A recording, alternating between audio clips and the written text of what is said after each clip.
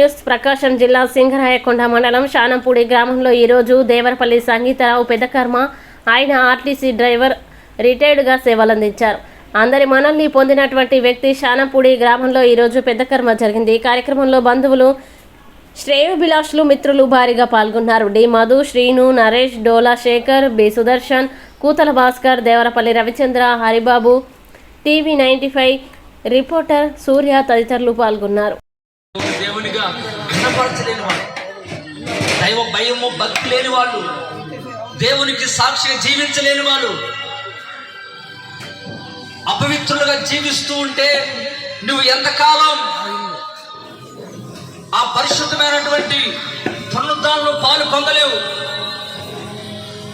నువ్వు పరిశుద్ధంగా జీవించు, ఆ పరిశుద్ధమైన పునరుద్ధరణలో పాలు పొందుతావు, శ్రేష్టమైన పునరుద్ధరణలో ప్రవేశిస్తావు. ప్రభుతో కూడా నీవు ఉంటావు, ప్రభుతో కూడా నువ్వు నడిపించబడతావు. ఒక్కసారి ఆలోచించు.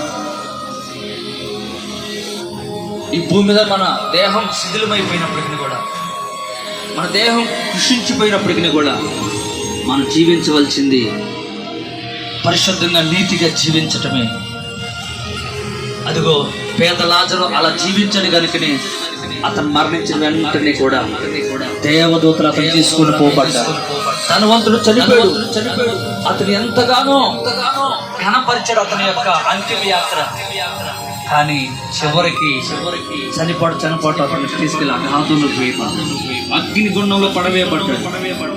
నా ప్రియమైన వారులారా, మరి రోజు నువ్వు యేసయ్య తెలుసుకుని కూడా నీ ఇష్టానుసారంగా జీవిస్తున్నావా? ఈ ధనవంతుడు కూడా విశ్వాసే. అబ్రహామా, నా తండ్రి అబ్రహామా, నీ గుడి ప్రక్కన ఉన్నటువంటి లాజరును పంపించు అని అంటున్నాడు. అంటే విశ్వాసం కదా. మరి రోజున నీవు దేవుని మందిరం దగ్గర నీ ప్రక్కన వారిని అసహించుకున్నట్టు చూస్తున్నావా? నీ మనసులో వాళ్ళని తక్కువగా చేస్తున్నావా? వారు నీవు ఎంత మాత్రం తెలియవట్లేదా?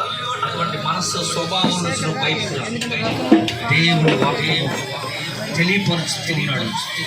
యేసయ్య అంటున్నాడు, ఇదిగో లాజరు ఇక్కడ